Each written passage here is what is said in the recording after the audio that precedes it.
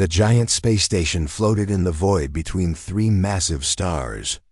Nexus Prime was the size of a small moon, its metal surface covered with towers and domes that gleamed in the starlight. Inside its walls lived the smartest beings from across the galaxy. They had come here for one purpose: to solve problems that no single world could handle alone. Dr. Zethkar stood at the center of the main debate hall, his crystal body glowing with frustrated energy.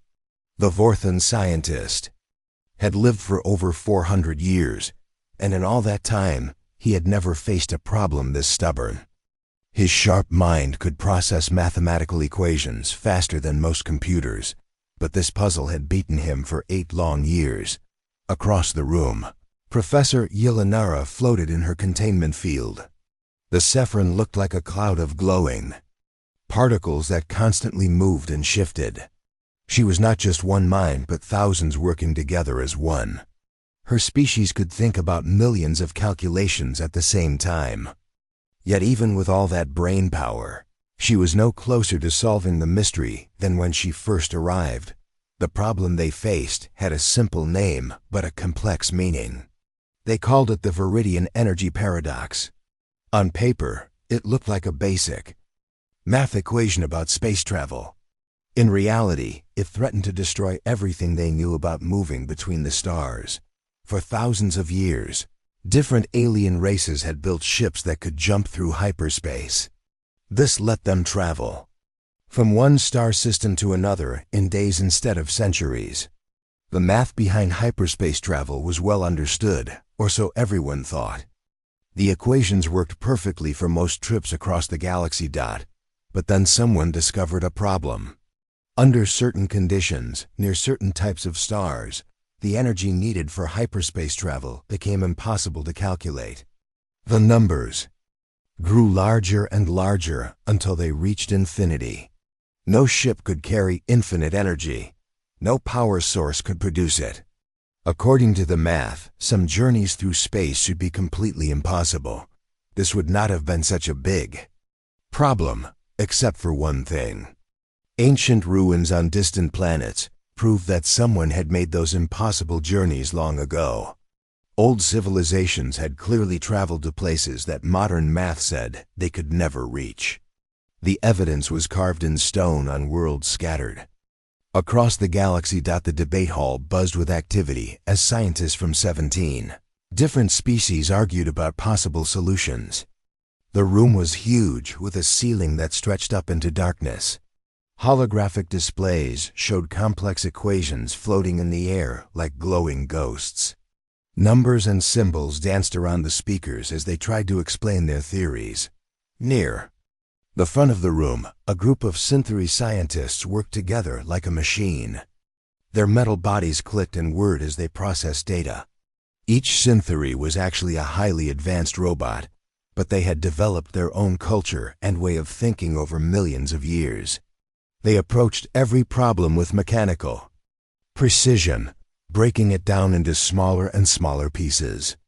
The solution must involve dimensional folding, one of them announced in a voice like grinding gears. We have calculated all possible energy sources in normal space. None can provide infinite power. A shimmer in the air marked where the ethereal delegates were listening. These beings existed partly in other dimensions, making them almost invisible to most species. When they spoke, their words seemed to come from everywhere and nowhere at once. Dimensional folding assumes space behaves the same way everywhere, the ethereal representative whispered. What if hyperspace itself changes near these stellar anomalies? Dr. Zethkar's crystal form pulsed brighter. We have tested that theory extensively. The fundamental properties of hyperspace remain constant regardless of local gravitational fields. Professor Yelanara's particle cloud swirled faster, showing her excitement. Perhaps the issue lies not with hyperspace, but with our understanding of quantum mechanics at extreme scales. My collective has run simulations showing possible quantum tunneling effects that could bypass the energy requirements entirely. Quantum tunneling cannot account for the scale of these journeys. Zethkar replied firmly. We are talking about interstellar distances, not subatomic particles. The argument continued as it had for years. Every day brought new theories, new calculations, and new failures. The Chronari, who could see and manipulate time itself, suggested that the ancient civilizations had used time loops to solve the energy problem. The Kaleni hive mind proposed that biological ships might work differently than mechanical ones. The crystalline Zephyrites believed the answer lay in harmonic resonance with stellar frequencies.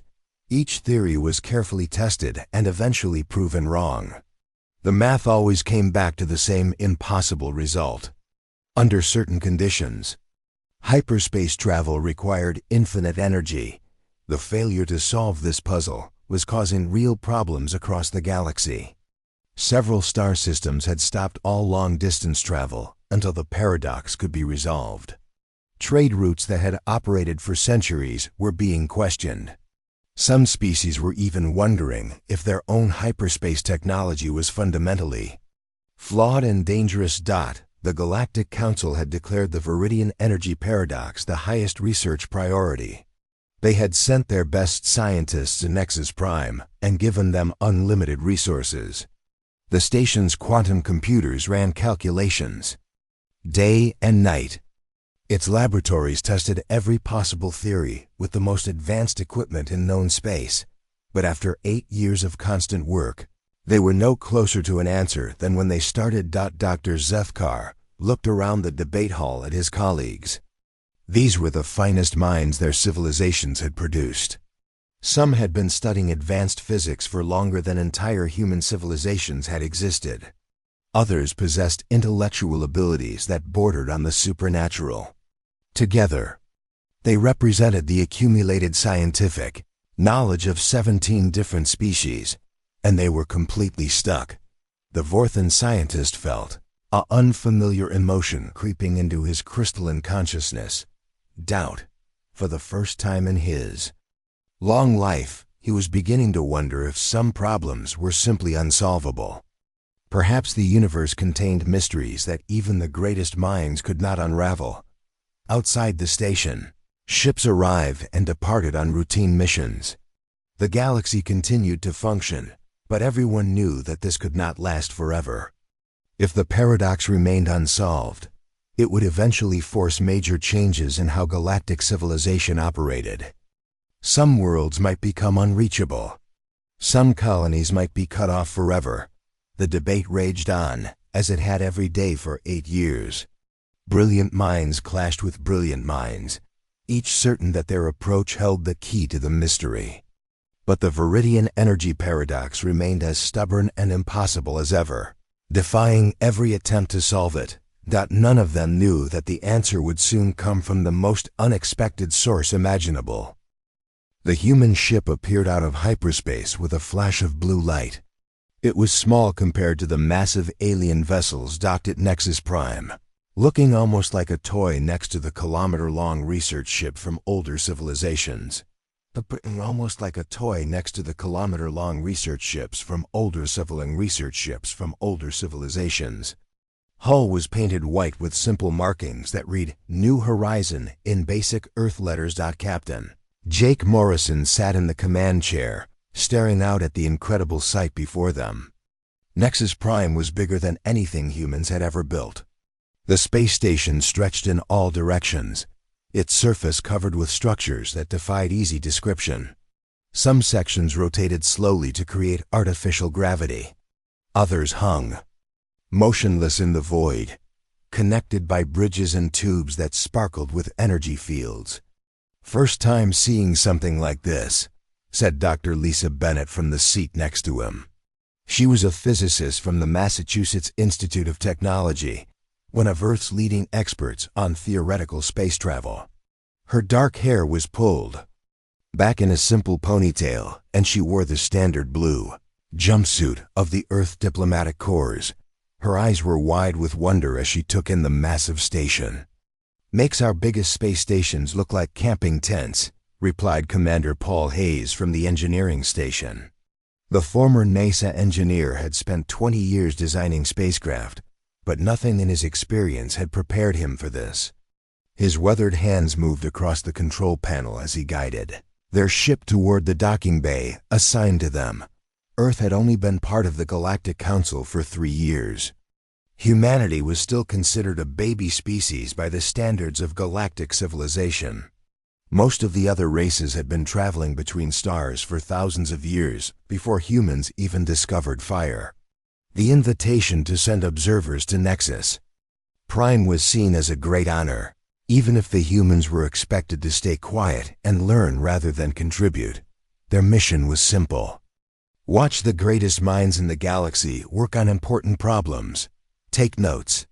Report back to Earth about advanced scientific methods.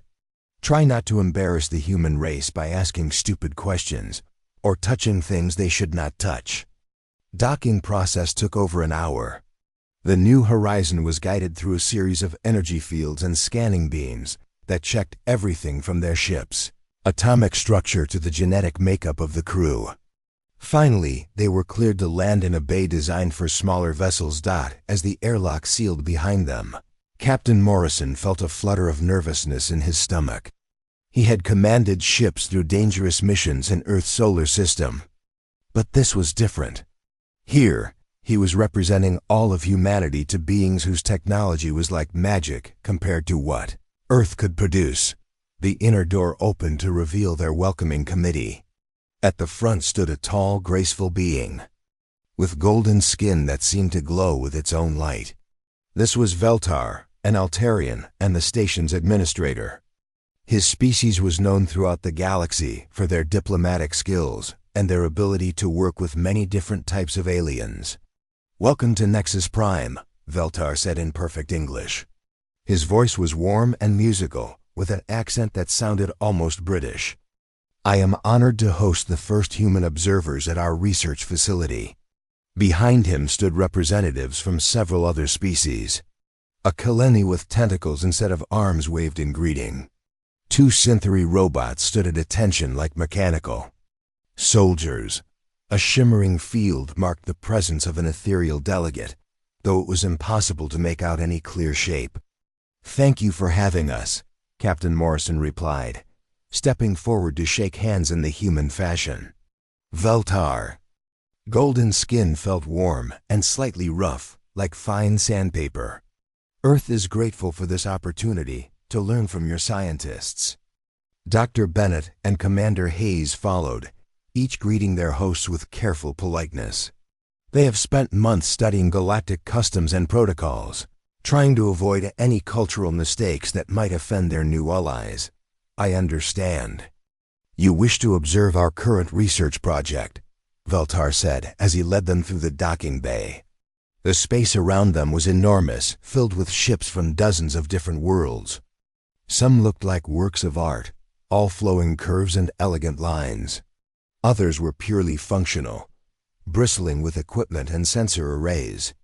A few were so alien in design that the humans could not even figure out which end was the front. "The Viridian Energy Paradox," Dr. Bennett said, reading from her electronic tablet. "We have heard about it on Earth, though I admit we do not fully understand the technical details."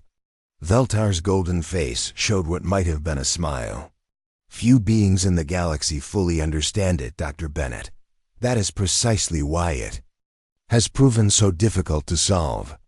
Even our greatest minds have been working on this problem for 8 years without success." They walked through corridors that seemed to stretch forever.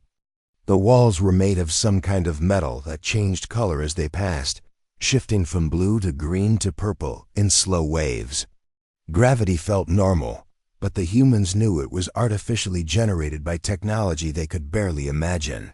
Other beings moved through the corridors around them. Some walked on 2 legs like humans, while others floated, rolled, or moved in ways that hurt to watch. The diversity was overwhelming. Dr. Bennett tried to catalog the different species she saw, but gave up after counting more than 20 distinct types in the first few minutes. "The research teams work in the central section of the station," Veltar explained as they boarded a transport pod that moved through clear tubes. We have allocated living quarters for your stay in the diplomatic wing. I hope you will find them suitable for human needs." The transport pod accelerated smoothly, carrying them through the heart of Nexus Prime. Through the transparent walls, they could see laboratories filled with equipment that looked more like art installations than scientific instruments. Beings in protective suits worked with substances that glowed, sparked, or seemed to exist in multiple dimensions at once. "How many scientists are working on the paradox?" Commander Hayes asked. "Currently, we have representatives from 17 species." Veltar replied. "Each brings unique perspectives and capabilities to the problem. The Vorthan excel at mathematical analysis. The Sephiron Collective can process vast amounts of data simultaneously. The Chronari understand temporal mechanics better than anyone else in the galaxy." Dr. Bennett leaned forward with interest. "And they have all been working together for 8 years? Working together might be too strong a phrase," Veltar said, with what sounded like amusement. "They have been debating together for 8 years. Collaboration has been challenging when dealing with such different approaches to scientific inquiry." The transport pod slowed as it approached a massive dome near the center of the station. Through its transparent walls, the humans could see a vast chamber filled with floating displays and arguing aliens. Even through the thick barriers, they could hear the sounds of heated discussion. "The main debate hall," Veltar announced. "This is where most of the theoretical work takes place. Would you like to observe the current session?" The 3 humans pressed their faces to the transparent walls, trying to take in the incredible scene before them. Dozens of alien beings filled the space, each more strange and wonderful than the last. Mathematical equations floated in the air, like glowing clouds. Holographic models of stars and planets spun slowly above the crowd dot at the center of it all. 2 figures dominated the discussion. One was clearly Dr. Zethkar, the Vorthan scientist they had read about in their briefing. Materials. His crystal body pulsed with different colors as he gestured at a complex diagram floating above his head. Across from him, Professor Yelanara appeared as a swirling mass of light particles contained within a force field. The Sephiron Collective representative moved like a living galaxy, stars of thought forming and dissolving as she considered different aspects of the problem. "They are discussing dimensional folding theory versus quantum tunneling approaches," Veltar explained. "It is the same argument they had yesterday, and the day before that, and the day before that." Dr. Bennett watched the debate with growing fascination. Even though she could not understand the alien languages being spoken, she recognized the passion and frustration in the participants. These were brilliant minds wrestling with a problem that refused to be solved. "When can we join the discussions?" she asked. Veltar's golden skin shifted to a slightly different shade, which the humans had learned was a sign of surprise. "Join the discussions?" "Dr. Bennett, these are the most advanced scientific minds in galactic civilization. Perhaps it would be better to observe for several months before attempting to contribute." Captain Morrison nodded in agreement. Earth's scientific knowledge was impressive by human standards, but it was nothing compared to species that had been studying the universe for thousands of years. They were here to learn, not to embarrass themselves by pretending they could help solve problems that defeated galactic civilization's greatest experts. But Dr. Bennett continued to stare at the debate hall, her mind already working on the equations. She could partially make out in the floating displays. Something about the whole situation felt familiar, though she could not quite put her finger on what it was. "Of course," she said finally, "we are here to observe and learn." None of them suspected that within days, everything would change. For 3 days, the humans watched the debates from behind the transparent walls of the observation gallery.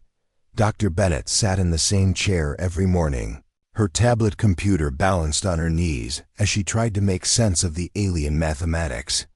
Floating in the air below, the equations were beautiful in their complexity, involving concepts that stretched far beyond anything taught at Earth universities. Commander Hayes focused on the engineering aspects of the problem.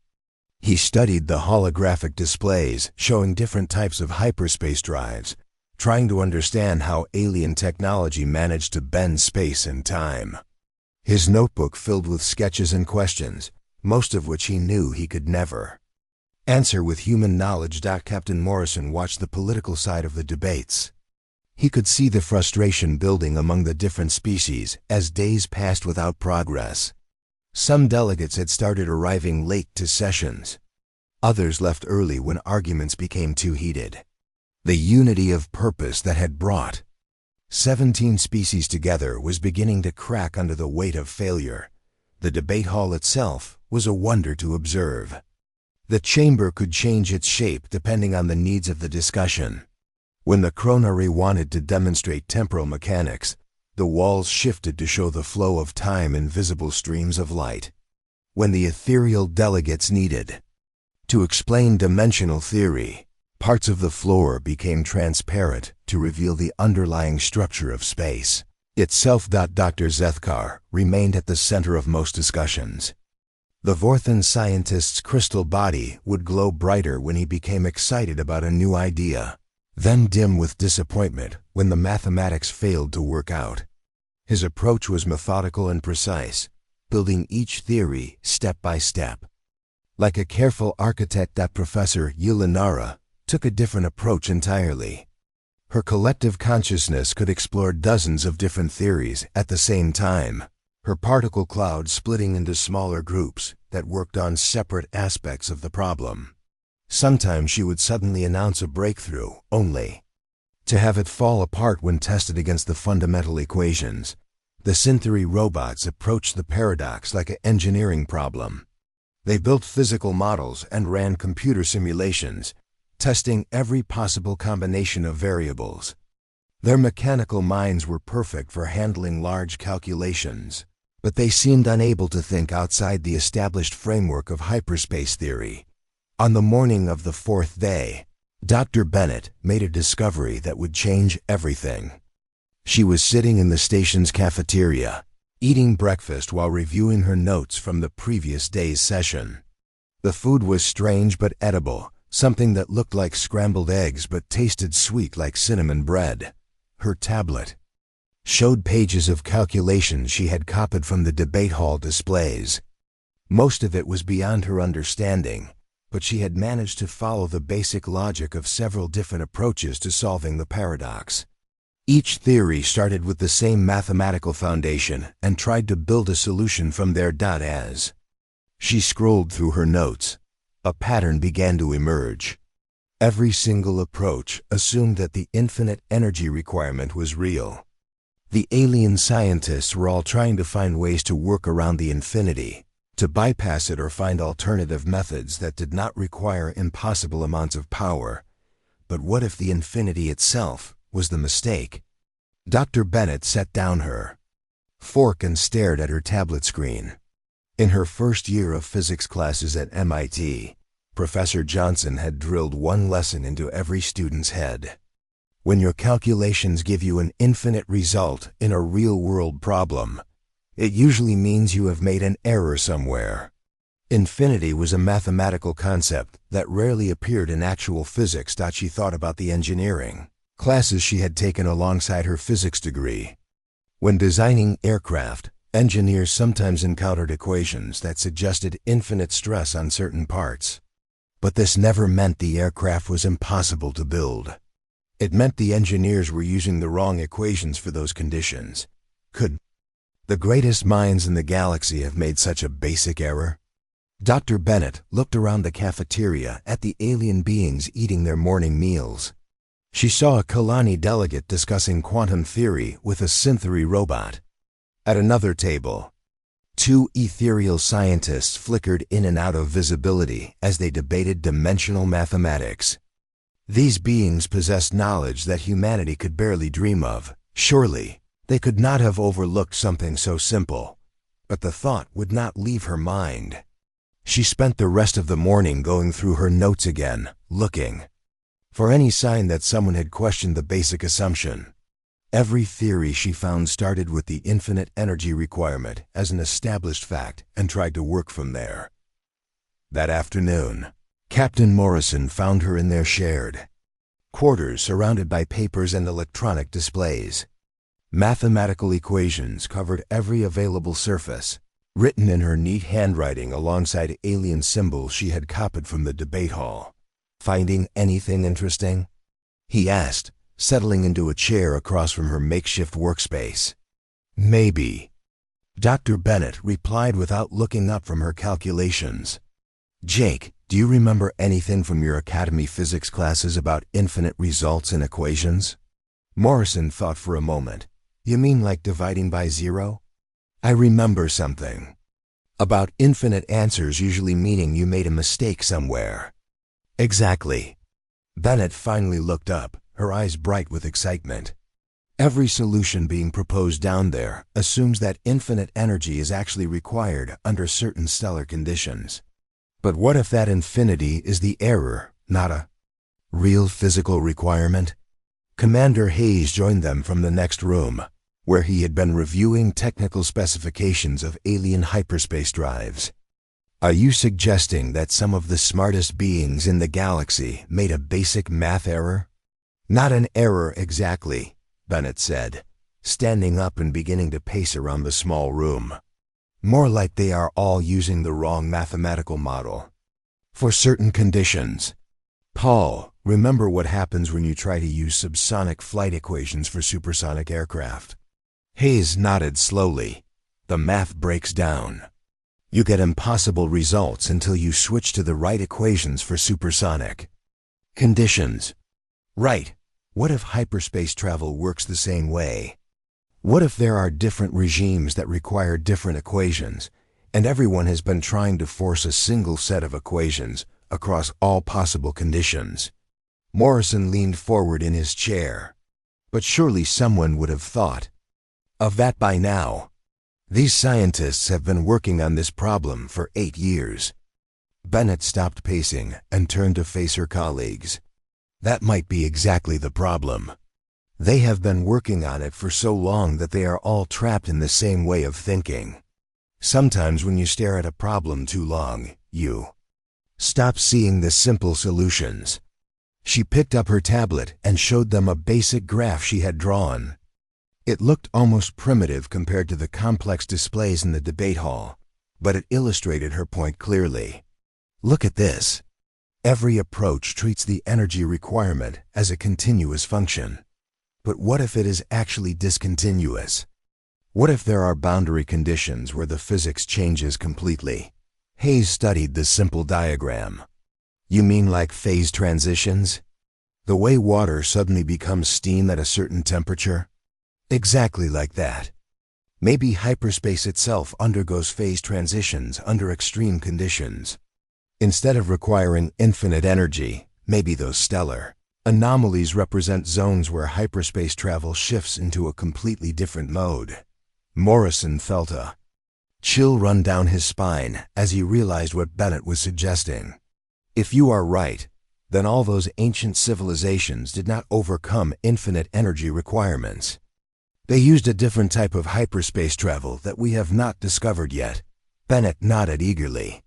"And all the archaeological evidence makes perfect sense.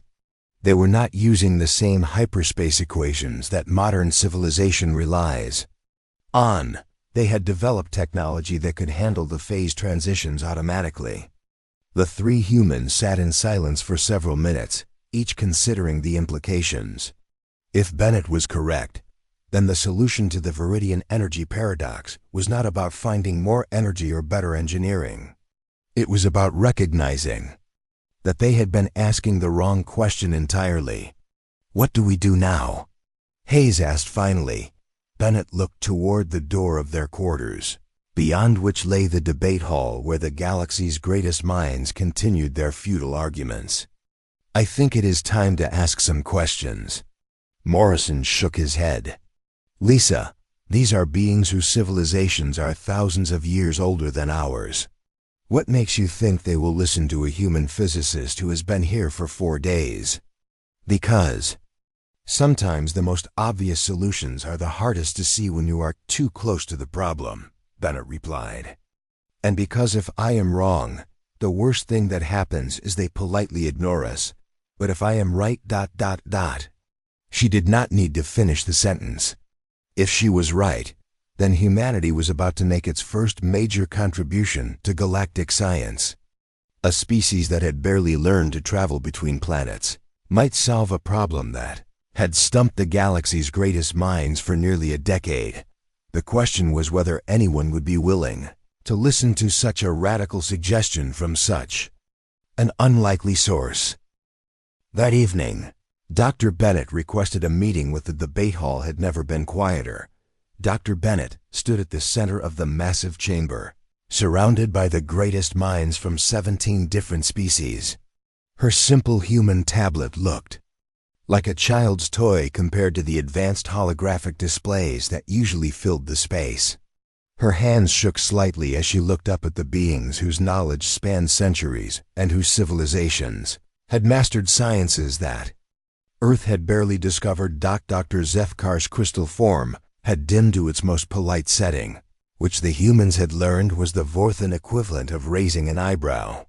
Professor Yelinara's swirling particle cloud had condensed into a tight formation, indicating intense focus. Even the ethereal delegates had become more visible than usual, their dimensional forms stabilizing to pay attention to this unprecedented moment. You may begin, Dr. Bennett, Veltar announced from his position near the chamber's edge. The station administrator had positioned himself carefully, ready to intervene if the situation became uncomfortable for anyone involved. Bennett activated her tablet and took a deep breath. The display above her head showed a simple graph that looked almost primitive in this setting. No 11-dimensional mathematics, no quantum field equations, just basic lines and curves that any first-year physics student could understand. Thank you for giving me this opportunity, she began, her voice growing stronger as she continued. I want to start by saying that I have tremendous respect for the work you have all done on this problem. The mathematics involved are far beyond anything we have achieved on Earth. Several delegates shifted in what might have been approval. The Synthery robots clicked softly, their mechanical way of showing polite attention. But I have a question about the foundation that all of your theories are built on, Bennett continued. Every solution I have observed assumes that the infinite energy requirement is a real physical phenomenon. You are all trying to find ways to work around infinity, to bypass it or overcome it through alternative methods. A murmur ran through the chamber. Some delegates exchanged glances with their colleagues. The Kelani representative's tentacles waved in a pattern that indicated confusion. Dr. Zethkar's crystal form pulsed slightly brighter. The mathematical analysis clearly shows infinite energy requirements under specific stellar conditions. This has been verified by computational models from multiple species using different mathematical frameworks. I do not question your mathematics, Bennett replied quickly, but I want to suggest that you might be applying those mathematics within the wrong framework entirely. She gestured to her simple display, showing a basic graph with a clear break in the middle. In human science, when we encounter infinity in a physical equation, we usually interpret that as a sign that we are using the wrong model for those conditions. Infinity tells us we have reached a boundary where our current equations no longer apply. Professor Yelinara's particle cloud began spinning faster, her collective consciousness processing this new perspective. Explain further. Bennett felt her confidence growing as she warmed to her subject. The stellar conditions that cause your infinite energy requirements, they all occur near gravitational anomalies, correct? Near neutron stars, black holes, regions where spacetime itself is severely warped. That is correct, confirmed a Chronari delegate, their temporal manipulation causing their words to echo slightly from past and future. What if these are not regions where hyperspace travel becomes impossible, but regions where it changes into something completely different? Bennett highlighted specific points on her graph. What if there is a phase transition that no one has accounted for? Commander Hayes stepped forward from the observation area, adding his engineering perspective. To support Bennett's argument, it would be like trying to calculate the aerodynamics of an aircraft using only equations designed for slow, subsonic flight. When the plane goes faster than the speed of sound, those equations break down and give impossible results. But plane is not actually impossible. You just need different equations for supersonic conditions. The chamber erupted in discussion. Synthery robots began rapid calculations, their forms clicking and whirring as they processed this new concept. The ethereal delegates phased in and out of multiple dimensions, testing the idea against their understanding of dimensional mechanics. Several Kilani scientists formed a discussion circle, their tentacles intertwining as they shared thoughts directly. Dr. Zethkar's crystal body pulsed with growing excitement. A phase transition in hyperspace itself would explain the discontinuous nature of the energy requirements. The mathematics would be completely different for each regime. Professor Yulanara added, her consciousness now spinning so rapidly that it looked like a miniature galaxy. We have been forcing a single equation set across multiple physical domains. One of the Kranari delegates stepped forward, their mastery of time allowing them to speak with unusual precision. If this theory is correct, it would explain why ancient civilizations could make journeys that our current models declare impossible. They developed technology that automatically switched between different hyperspace modes. Bennett nodded eagerly. Instead of trying to overcome infinite energy requirements, they used the phase transitions themselves. The stellar anomalies that create problems for modern hyperspace travel were actually gateways to a different type of space-time manipulation. A synthery scientist raised one mechanical arm. This would require a complete revision of our understanding of hyperspace mechanics. The engineering implications alone would transform how we design interstellar vessels. But it would also open up entirely new regions of space for exploration, Commander Hayes pointed out. Areas that we currently consider unreachable might become accessible through this alternative hyperspace mode. The debate that followed was unlike anything that had happened in the chamber for 8 years. Instead of arguing about different approaches to the same problem, the scientists began collaborating on exploring an entirely new framework. Teams formed spontaneously as different species contributed their unique expertise to various aspects of the phase transition theory. The Vorthan scientists focused on developing the dimensional mathematics needed to describe transitions between different hyperspace regimes. The Sephron Collective applied their massive processing power to model how such transitions might occur under different stellar conditions. The Synthery began designing theoretical engines that could detect and adapt to phase changes automatically. Dr. Zethkar approached Bennett during a brief break in the discussions. His crystal form glowed with what humans had learned was the Vorthan equivalent of a smile. Dr. Bennett, your species has given us a remarkable gift. You have shown us that sometimes the most profound insights come not from the most sophisticated analysis, but from questioning our most basic assumptions. We call it fresh eyes, Bennett replied. Sometimes when you have been looking at a problem for too long, you stop seeing the simple solutions.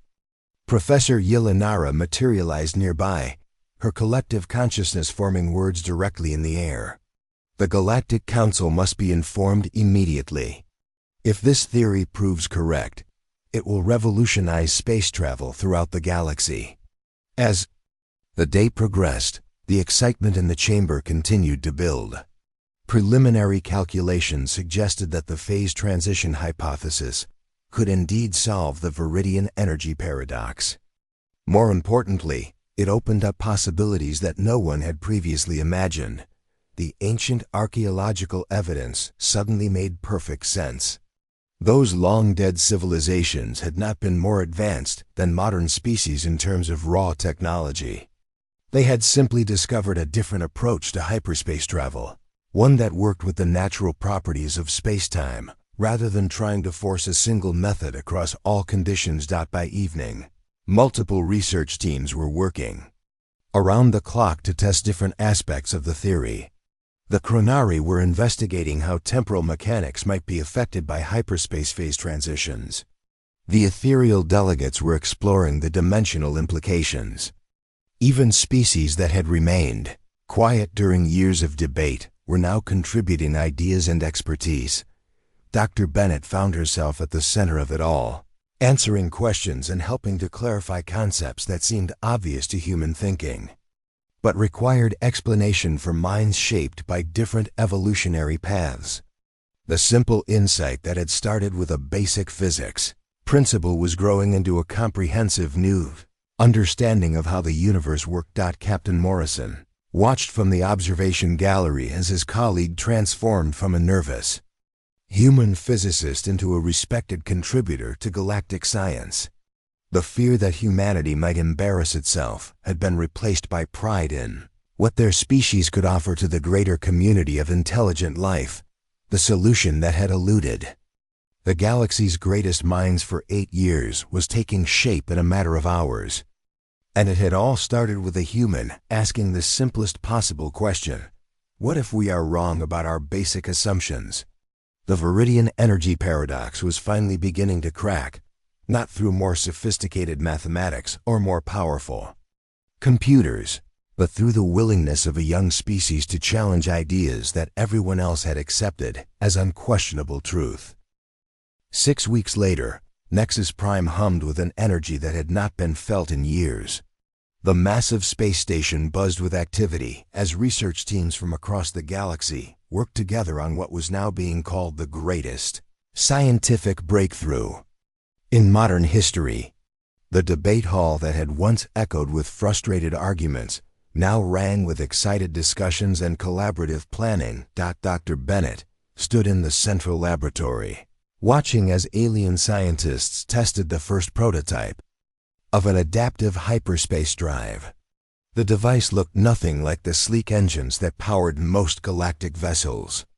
Instead, it resembled a complex crystal formation surrounded by spinning metal rings, each one designed to detect and respond to different phases of hyperspace. The Synthery had built the physical components with their usual mechanical precision. The Vorthan had provided the mathematical framework that governed the phase transitions. The Sephiron Collective had programmed the quantum processors that would calculate optimal switching points in real time.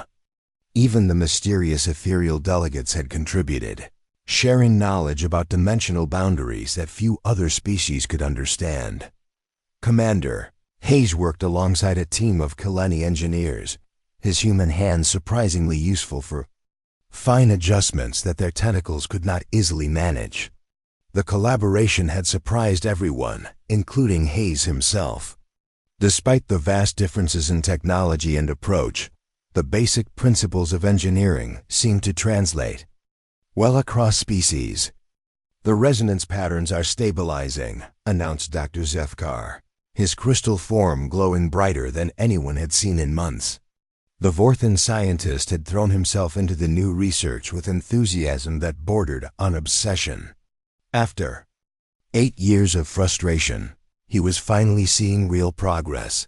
Professor Yelinara's particle cloud swirled around the prototype, her collective consciousness analyzing thousands of data points simultaneously. Quantum field alignment is within acceptable parameters. We are ready for the first test sequence. Captain Morrison watched from the observation deck as the prototype was activated. The crystal formation began to pulse with soft light, while the metal rings spun faster and faster until they became blurs of motion.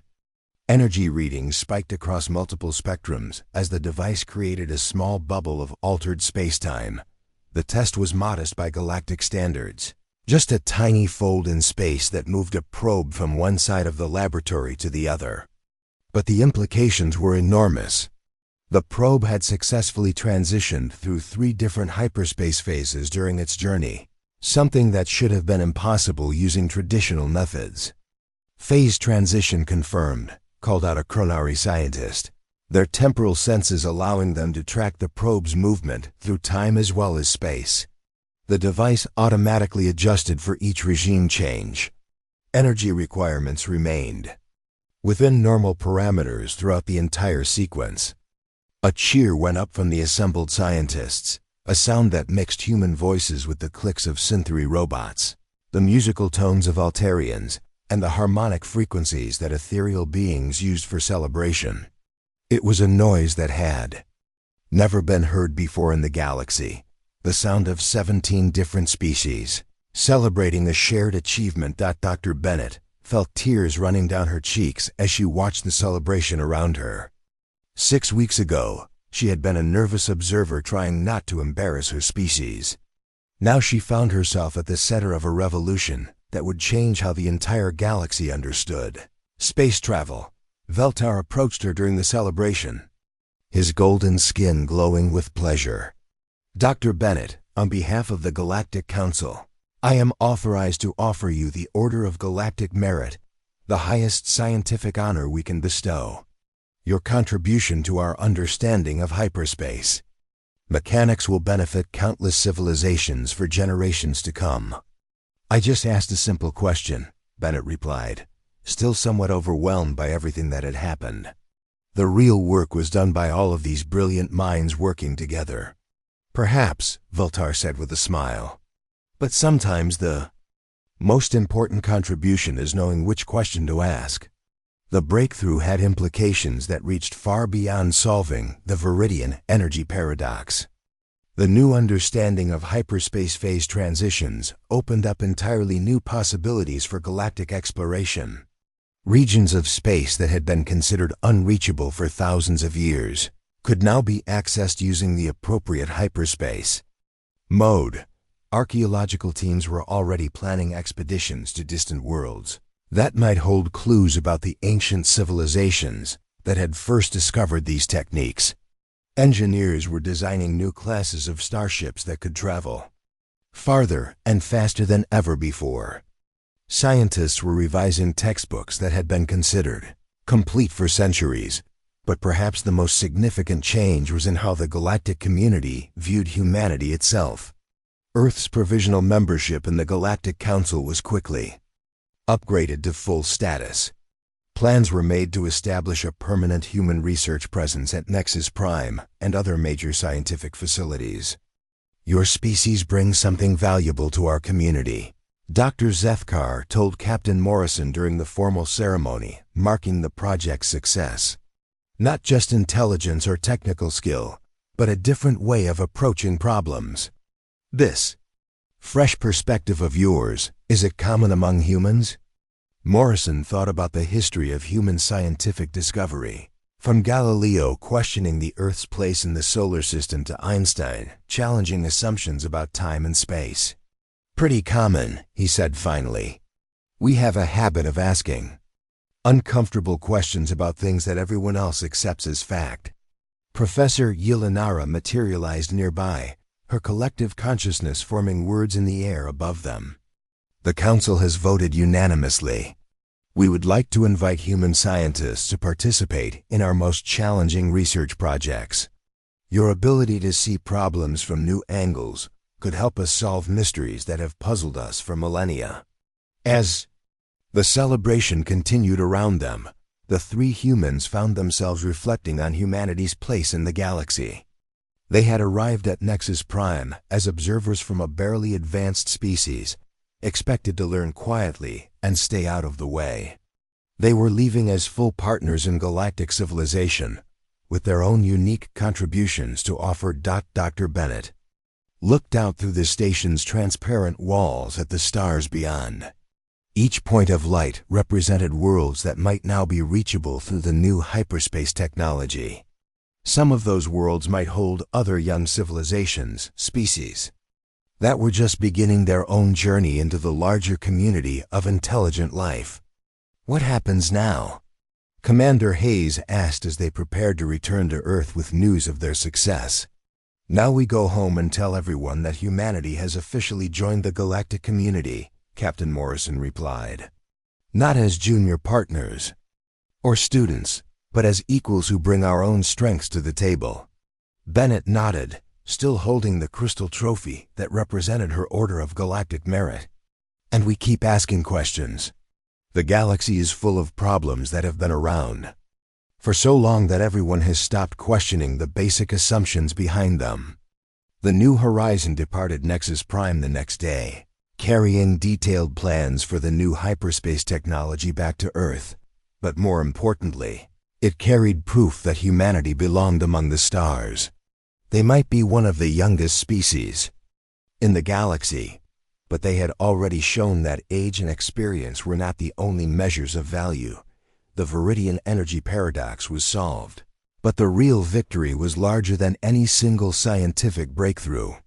The galaxy had learned that sometimes the most profound solutions come not from the most sophisticated analysis, but from the willingness to step back and ask simple questions.